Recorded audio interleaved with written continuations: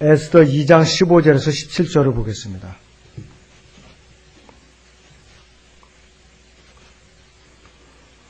모르드케가 자기 딸처럼 여겼던 그의 삼촌 아비하일의 딸 에스더의 차례가 되어 왕에게 나아갈 때에 그녀가 궁녀의 주관자인 왕이 내시 헤게가 정해준 것 외에는 아무것도 요구하지 아니었으며 에스더가 그녀를 보는 모든 사람의 눈에 호의를 얻었더라. 그래야 에스더가 아하수에로 왕이 시리 제7년 티베들인 열째 달의 왕궁으로 왕 앞에 인도되니 왕이 모든 여자보다 에스더를 사랑한지라. 그녀가 모든 처녀들보다 왕의 목전에 더 많은 은혜와 호의를 얻었으므로 왕이 그녀의 머리에 왕후의 관을 씌워 와스티를 대신하여 그녀를 왕후로 삼으니라 그랬습니다. 오후의 주제는 에스더서를 통한 교훈입니다. 에스더서를 통한 교훈입니다. 1장에서는 이 아하수에로가 잔치를 베푸는데 하도 그 아하수에로 왕비가 이쁘게 생겼다고 그랬어요. 아주 아름답게. 와스트라는 그 왕비가 이쁘게 생겼는데 왕이 부르니까는 거절을 한 거예요. 딴일 보느라고. 그래갖고 분이 치밀어갖고 그 신하들하고 의논하니까는 이거는 그냥 넘어갈 일이 아니라 해갖고 나라에 국기를 바로 세워야 된다고 그래가지고 폐위를 하고 다른 왕비를 이제 세우는 것이 옳다 이렇게 의견이 모아진 거예요. 그래갖고 왕이 허락을 해갖고 다시 간택령을 내린 거예요. 왕으로 갖다 폐위하고. 자, 그런데 이 에스더서는 기록 연대가 BC 480년에서 465년경에 기록이 됐어요. 유대인들이 1차 교환에서 이렇게 돌아오고 나서 그러나서 기록이 된 것이에요. 그 유대인들이 바빌론 포로에서 돌아온 이후에 이 기록된 에스라, 니에미야, 에스더 세 권이 꼭 항상 따라다니는데 마지막 책이에요. 그 셋 중에. 그래 에스라와 니에미야가 이 바빌론 포로에서 이 예루살렘으로 팔레스타인 땅으로 돌아온 이후에 유대인들에게 무슨 일이 일어났는가 여기에 대해서 에스라와 니에미야가 기록하고 있는데 에스더서는 반대로 에스라 6장에서 7장 사이에 일어났던 사건들을 기록한 책이면서 페르시아에서 돌아오지 않은 유대인들이 일어났던 사건을 기록하고 있어요. 그래서 에스더서는 성문서라고 불러요. 성문서. 예수님께서는 누가복음 24장 44절에서 이 에스더서까지도 다 포함해서 시편으로 분류하고 계십니다. 시편으로. 그리고 여기에 속한 책들은 율법과 선지서 이외에 성문서라고 그래가지고서 하기오그라파라고 불러요. 또는 케투빔이라고도 불러요. 성문서. 그런데 에스더서의 특징은 뭐냐? 성경 66권 전체를 통해서 다른 책들과 구별되는 특징이 있는데 먼저는 이 여성의 이름이 들어있고 여성이 주인공이에요. 두 권의 책 중에 하나는 룻기이고 하나는 에스더서예요. 자, 그런데 두 책 모두 예언적인 면, 역사적인 면에 있어서 또 중요한 혼인에 대해서 다루고 있어요. 혼인. 자, 그런데 룻기에서는 한 모압 여인, 이방 여인인 한 모압 여인인 한 유대인과 혼인함으로써 앞으로 태어날 다윗 왕의 증조모가 돼요. 다윗 왕. 룻기 4장 18절에서 22절을 보면 다윗 왕의 증조모가 되는 거예요. 자, 그렇기 때문에 마태복음 1장의 메시아의 계보에 오는 것이. 예언적으로 룻은 예수 그리스도의 모형인 보아스의 신랑과 또 한 이방인 신부의 모형인 교회의 예표예요. 이 혼인이라는 것은.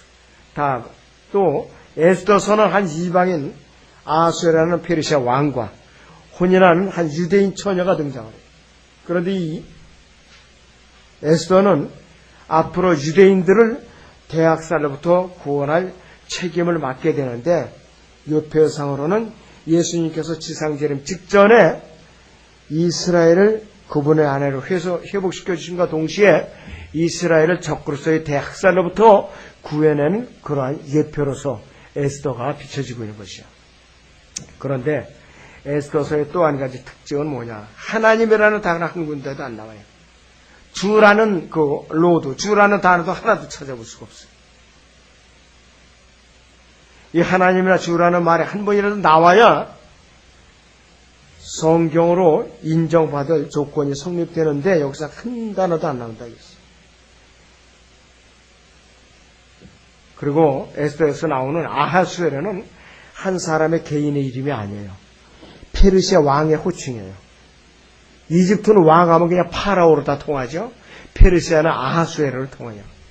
에스더 그 당시의 왕의 사람의 개인적인 이름은 크세르크스라는 사람이에요. 아주 포악하기로 유명한 사람이에요. 자, 그래서 이 주나 하나님의 이름이 한 번도 언급되지 않는 반면에 왕이라는 이름이 28번 나옵니다. 에스더서에. 그래서 에스더서에 주나 하나님이라는 단어가 단 한 번도 나오지 않을지라도 위대한 하나님의 섭리가 나타나 있어요. 에스더는요, 원래의 뜻은 별이라는 뜻이에요. 별. 유대식 이름인 하다사라는 그녀의 이름은 상록수라는 뜻입니다. 그래서 우리는 에스더서를 읽을 때마다 각 장마다 나타나는 하나님의 섭리를 발견할 수가 있어요. 보이지 않는 인간의 인생 무대와 역사의 뒤에서 하나님께서 뭔가 바쁘게 역사하고 계신다. 바쁘게 일하고 계신다는 것을 우리가 알 수가 있어요. 그래서 우리는 하나님이나 주라는 단어가 한 번도 나오지 않는 그러한 구약 성경일지라도 우리에게는 매우 소중한 책이 아닐 수가 없어요. 에스더는 유대민족이 멸절할 위기에서 과연 유대민족이 어떻게 구조가 되어 있는가, 에스더를 통해서 역사하시는 하나님의 섭리를 알 수가 있어요. 그래서 유대인들의 가장 큰 축제일 중에 하나가 푸림절이라고 있어요. 푸림절. 그런데 이스라엘의 7대 절기에는 들어가질 않죠. 이 페르시아에서 유대인들이 멸절될 위기에서 구원받은 것을 구출된 것을 기념하기 위해서 푸림절이라는 것을 만들어낸 거예요, 자기들이. 자, 그래가지고 그날을 이제 지키는 거라 이것이. 자, 여러분들 에스더서 거기 9장을 보죠. 에스더서 9장. 네. 에스더서 9장 26절부터 32절까지 보세요. 푸림절, 어떤 절인가? 그리하여 그들이 풀의 이름을 따서 이 날들을 푸림이라 하니라. 그러므로 이 편지의 모든 말과 그들이 이 일에 관여하여 보았던 것들과 그들에게 닥쳤던 일들을 유대인들이 정하고 그들과 그들의 자손과 그들에게 합류하는 모든 자들에게 맡겨 기록된 것을 따라 또 매년 그들이 정한 때를 따라 이 두 날은 쉴 수 없이 지키도록 하였으며, 이 날들을 온 세대와 온 가족과 온 지방과 온 성읍이 기념하여 지키자고, 이 푸림의 날들이 유대인 가운데서 쉴 수 없이 지켜지며 또 그 날들을 기념하는 것이 그들이 후손으로부터 피하여지지 않게 하였더라 그랬습니다. 그 후에 아비하일의 딸 왕후 에스더와 유대인 모르드케가 전권으로 기록하여서 이 푸림에 관한 두 번째 편지를 확정하였으니, 그가 화평과 진실의 말로 모든 유대인들에게 즉 아수르의 왕국 127개 지방에 편지를 보내요. 그들이 정한 시기에 유대인 모르드케와 왕후 에스더가 그들에게 요구한 대로 또 유대인들이 자신들과 자기 후손들을 위하여 금식과 부르짖음의 일을 법으로 정한 대로 이 푸림의 날들을 확정케 하였더라. 에스더의 칙령이 이런 푸림의 일들을 확정하였으며 그 일이 책에 기록되었더라 그랬습니다. 127개 지방이라면 지금으로 말하면 주로 말하는 거예요. 주, 1개 주. 127개 주. 지금 이란이에요, 이란에서부터 이집트까지 모든 중군 동족을 다 포함해갖고 그렇게 전부 다 영토했었다 이것이 전부 다. 그래갖고 푸림절이 생긴 거예요. 자, 근데 이 푸림이라는 말은 뭐냐면 제비라는 뜻이에요. 제비. 적그리스도의 편 하만이, 페르시아의 총리 적그리스도 하만이 유대인들이 살육할 날짜를 제비를 던져서 결정했다 해서 푸림이라고 그랬어요. 그래서 이 푸림절은 유대 달력의 마지막, 우리 달력의 2, 3월이죠. 이 사람들이 14월, 15일에 열렸어요. 그리고 13일은 에스더의 금식을 기억하면서 금식하는 행사가 열렸고, 이날 저녁에 회당에 모여서 에스더서를 공식적으로 낭독을 하고, 하만의 이름이 나올 때마다 유대인들은 마루를 동동 구르면서 야유를 퍼붓고 그 이름이 지어질지어다 이렇게 외쳤다고 그래요. 자, 그리고 그 다음날은 회당에 다시 모여가지고서 기도하면서 율법을 읽고, 또 그 다음날은 남은 시간에 기쁨과 잔치와 선물을 서로 주고받았다고 그래요. 그래서 구약의 일곱 절기에 하나님이 정해준 절기는 아니지만 유대인들은 수천 년째 계속 지켜오고 있다 그러고 지금도 폐지되지 않았어요. 이들에게는. 자, 그래서 어떤 사람들은 유대인들이 멸절위기에 속하였을 때, 위기에 처했을 때 에스더가 무관심하지 않았나, 이렇게 이의를 제기하는 사람도 있어요. 그런데 모르드케가 금식하고 울기 시작하자 에스더가 성문에 자기 여종을 내보냈어요. 도대체 왜 그러신가? 그리고 왔더니 우리가 이렇게 해서 다 죽게 됐다 이것이. 그런데 에스더는 상황을 모르죠. 밖의 상황을 모를 수밖에 없어요. 알고 나니까 이제는 어떻게 되느냐. 아, 내가 이럴 때가 아니라 이것이. 그래서 결심을 했어요. 이제는 내가 금식을 할 테니까 수산에 거하는 그 수도죠. 3일간은 먹지도 마시고 말고 마시도 마시고 나를 위해서 금식을 하라고 했어요. 그리고 자기도 금식했어요. 에스더서 4장 16절을 봐요. 4장 16절.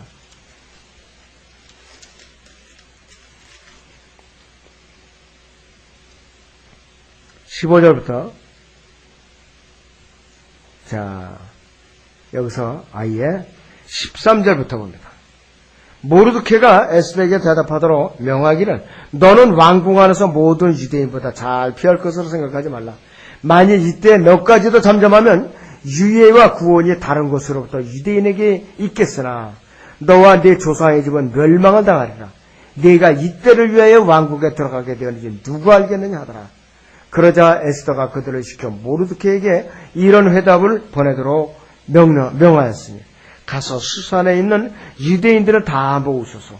그리고 여러분은 나를 위하여 금식하되 3일 밤낮을 먹지도 말고 마시도 마소서.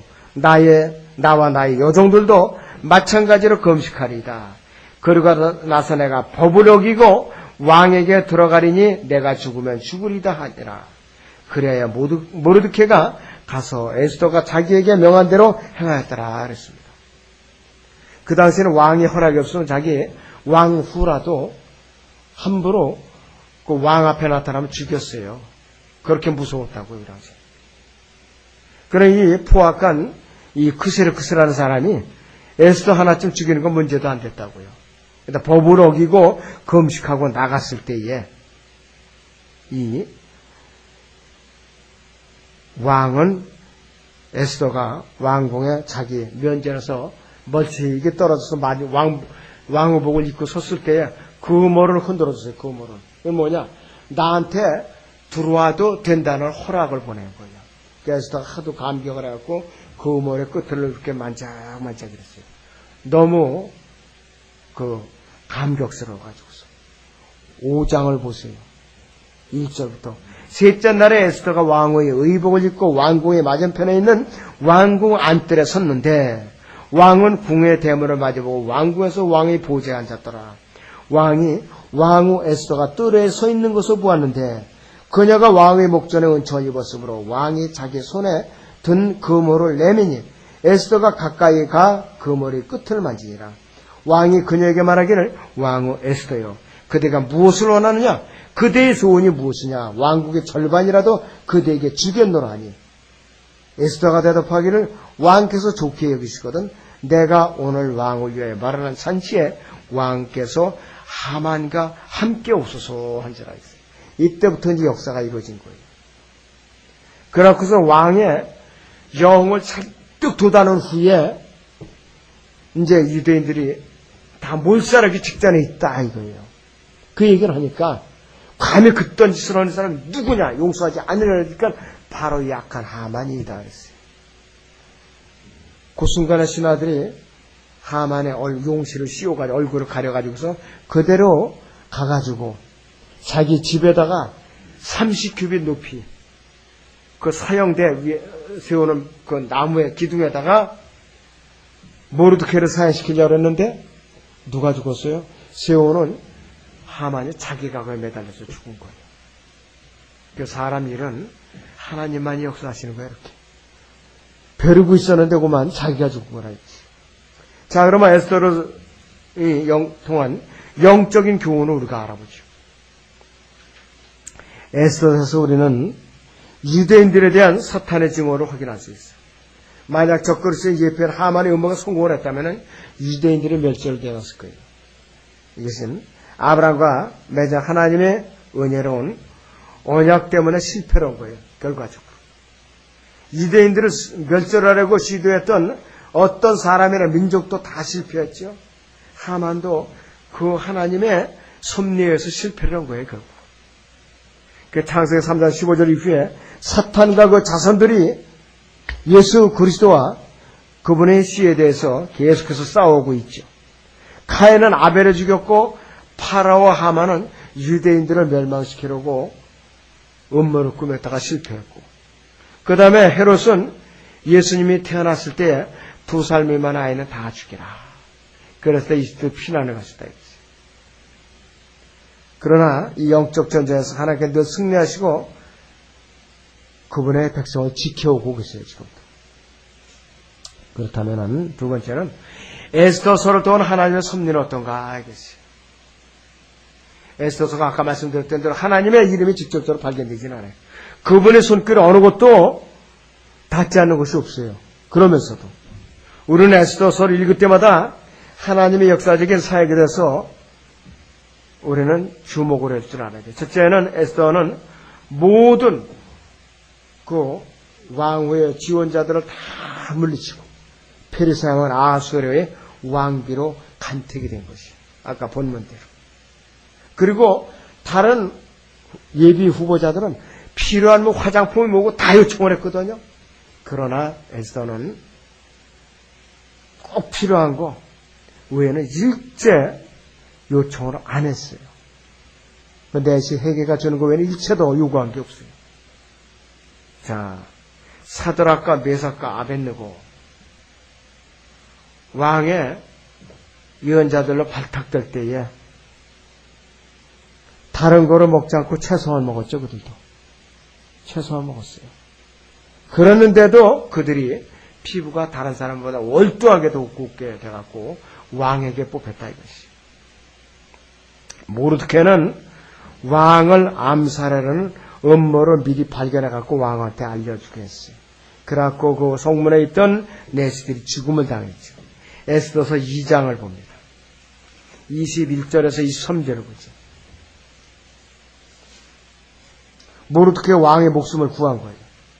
그 당시에 모르드케가 왕의 문에 앉아 있을 때 왕의 내시들 중 둘, 즉 그 문을 지키는 빅단과 테레스가 경로하여 아하스로 왕을 죽이려 하거늘 그 일이 모르드케에게 알려지자 그가 그 사실을 왕후 에스더에게 고하니 에스더가 모르드케의 이름으로 그 일을 왕에게 알리니라. 그 일을 조사하여 발견되었으므로 그들이 모두 나무에 매달렸고 그들이 그 일이 왕 앞에서 역대기에 기록되었더라. 그랬습니다. 역대기. 자, 갈보리 십자가 사건이 예수님 당시에만 있었던 것이 아니고 이미 나무 매달려서 죽이는 형벌이 이때도 시행되고 있었다고요. 이때도 벌써. 자, 그리고 유대인들을 멸망시키는 날이 이 하만이 제비를 뽑았을 때 이 연말경으로 정해져서 모르드케가 에스더가 대책을 세울 수 있는 시간을 하나님께서 마련해 주신 거예요. 하나님께서 에스더 3장의 그 줄거리가 그것이에요. 그래서 이 아수에르 왕은 한 달 동안 에스더를 가까이 하질 않았어요. 자기 부인을 가까이 하질 않았어요. 그러다가 에스더가 금식하고 들어가니까 반갑게 맞아준 거라. 그래서 에스더가 왕으로 하여금 2번이나 연회에 참석해갖고 하만을 꼭 데리고 가고 그 이제 흥이 취한 후에 음모 계획을 이제 알아서 이제 알리니까 왕의 분노가 폭발한 거죠. 그래갖고 대적 이 하만이 죽임을 당한 거라 이거지. 그런데 왕이 잠이 오질 않아서 역사서를 보고 싶은 마음이 생겨가지고서 역사 기록들을 가져오라 했을 때 에스더서 6장의 스토리를 보면은 왕이 죽이려고 했던 그 반역자들을 죽였는데 그걸 가르쳐준 사람에는 누가 보상을 해줬느냐 그랬어요. 그런 적이 없다 하니까는 보상을 해주라 그러니까는 하만이 나 말고 또 누가 있겠느냐고 바람이 나가지고서 이제는 왕한테 아뢰니까 그러면은 누가 하느냐 하니까는 모르드케요 그러니까는 그 사람에게 왕의 옷을 입혀서 왕의 둘째 그 마차에 태워갖고 태우면서 어떻게 외치라 그랬잖아요. 그 순간에 이제는 이 하만은 자기가 몰락한다는 것을 자기의 좋은 자들을 통해서 한 거라 이거예요. 자기의 좋은 자들을 통해서. 그러고 나서 곧바로 하만은 이제 죽었죠. 하만은 죽었다 이거죠. 그리고 왕은 수많은 첩들이 있었는데도 불구하고 왜 이렇게 이방 여인은 에스더에 대해서 관심을 가졌느냐 이것이요. 그것 또한 하나님의 섭리라 이것이. 하나님의 섭리. 그것이 에스더서 7장의 그 이야기입니다. 하만과 적그리스도에 대해서 우리는 좀 비교를 해보죠.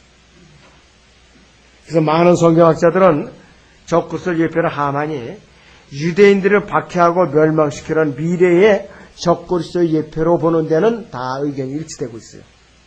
에스더서 7장 6절을 봅니다. 에스더서 7장 6절을 보시죠.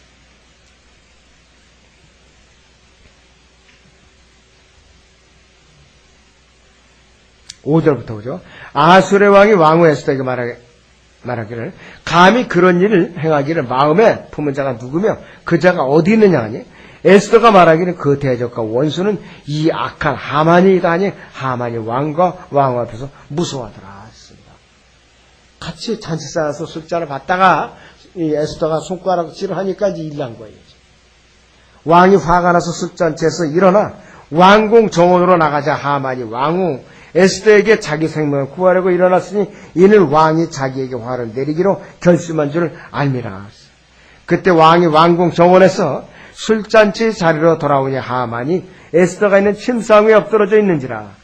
왕이 말하기를 그가 궁 안에 내 앞에서 왕후도 굴병시키려 하는가 하니라. 이 말이 왕이 입에서 나오자 사람들이 하만의 얼굴을 싸더라.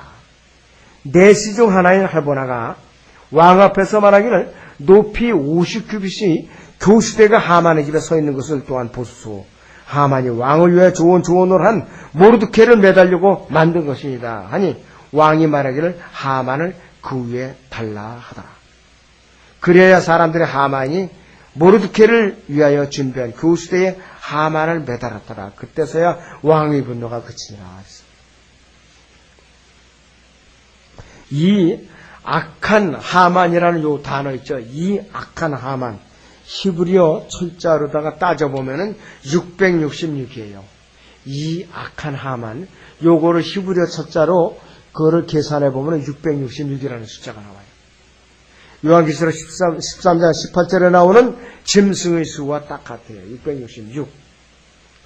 자, 하만은 공개적으로 유대인들에게는 친절한 척 하면서 비밀리에 그들을 몰살시킬 음모를 계속 진행했던 거예요. 적그리스도는 7년 동안은 언약을 맺죠. 전 3년 반은 위장을 하죠. 거짓 평화로다가 보호해주고 후 3년 반에는 그 언약을 깨뜨린다 이것이에요.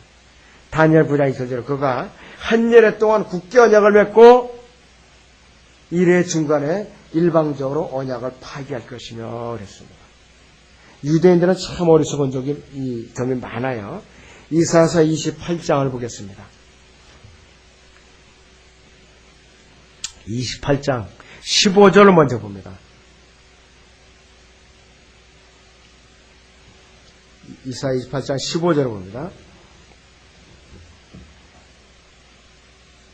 너희가 말하기를 우리가 사망과 더불어 언약을 맺었고 우리가 지옥과 더불어 합의하였도다. 넘치는 재앙이 지나갈지라도 우리에게 임하지 못하리니 이는 우리가 거짓을 우리의 피난처로 삼았고 거위 아래 우리가 우리 자신을 숨겼음이라 하였도다. 앞으로 적그리스도가 유엔을 앞세워가지고 평화조약을 맺으면은 우리는 올라갈 때가 임박한 거예요. 우리는. 그가 거짓 평화조약이에요. 그래서 우리 유엔 사무총장 반기문 씨인데 그분의 임기 안에 그 일이 이루어지면 큰일 나요. 우리나라가 민족적으로 재앙을 만나요. 아무쪼록 그분의 임기가 끝난 후에 그 일이 벌어지도록 기도해야 돼요. 우리는. 자, 그리고 또 18절을 읽죠. 이사야서 28장 18절.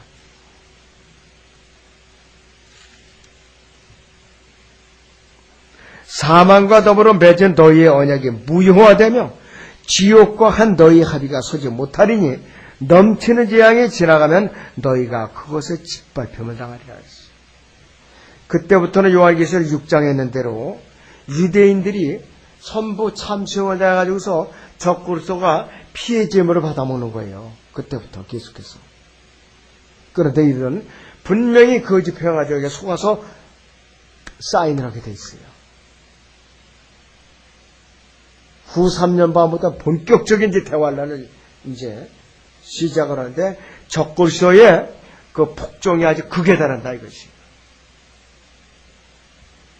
하만은 왕으로부터 굉장한 권세를 받았어요.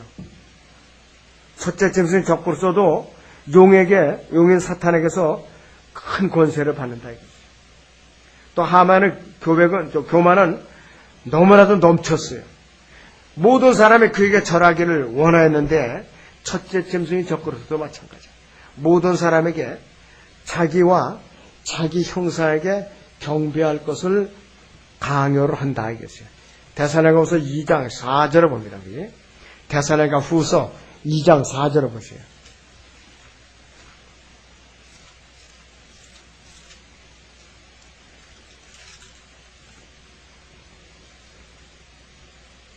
그는 대적하는 자며 그랬습니다. 그는 대적하는 자며 또 하나님이라고 불리는 모든 것과 숭배받는 대상 위에 자신을 높여 하나님이 성전에 앉아 하나님처럼 보여 자신을 하나님이라고 하느니라 그랬습니다. 하나님이라고 한다 이것이. 요한계시록 13장 15절 보세요. 요한계시록 13장 15절.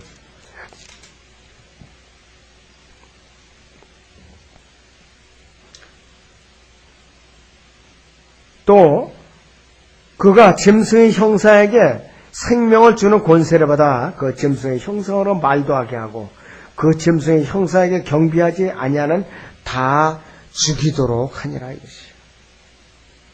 이제는 짐승에게 뿐만 아니라 짐승의 형상을 만들어서 짐승의 형사에게까지 말이 경배를 하고 또 거절하면 죽이게 돼 있다 이것이. 하만은 유대인을 증오했어요. 적그리스도도 유대인들을 아주 넘치게 증언을 합니다. 넘치게. 아주 삼켜 죽일 듯이 증오를 해요. 이 요한계시록 12장 보면은 얼마나 지독하게 증오하는가 이것이에요. 얼마나 지독하게. 13절, 요한계시록 12장 13절부터.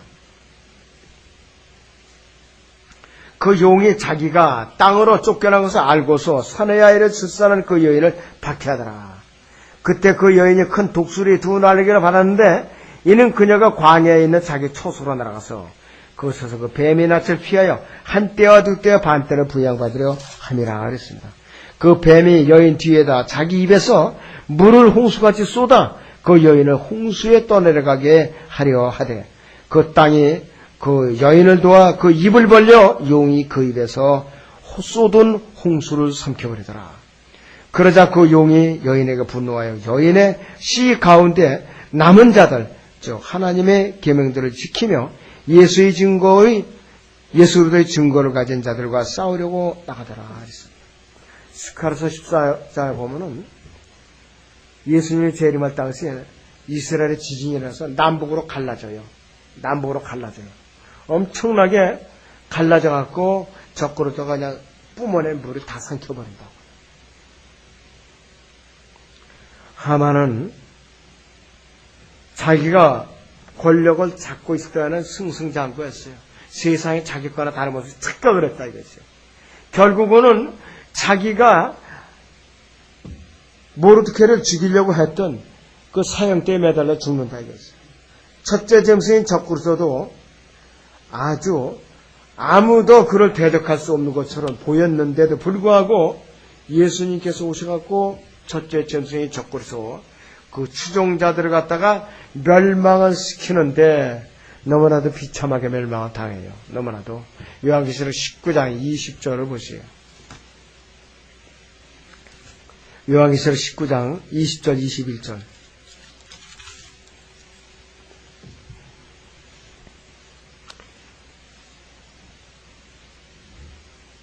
그러나 그 짐승이 잡히고 짐승 앞에서 기적들을 행하던 거짓 선지자도 그와 함께 잡혔으니 그는 짐승과 더불어 그 짐승의 표를 받은 자들과 그의 형상에 경배한 자들을 속이던 자라. 이 둘이 유황으로 불타오르는 불못의 산채로 던져지더라. 그리고 그 남은 자들은 말 위에 앉으신 분의 칼, 즉 그의 입에서 나오는 칼로 살해되니 모든 새들이 그들이 살로 배를 채우더라 그랬습니다. 그래서 이 하만은 그 페르시아 총리인 하만은 지금 이 시대에 앞으로 이스라엘을 박해할 적그리스도와 아주 가장 가까운 그런 예표로서 설명이 되고 있습니다. 아주 짧은 시간에 우리는 에스더서를 좀 요약해서 공부를 했는데 교리적으로 영적으로 나에게 어떻게 일깨워주고 있는가 여러분들 잘 복습을 하시기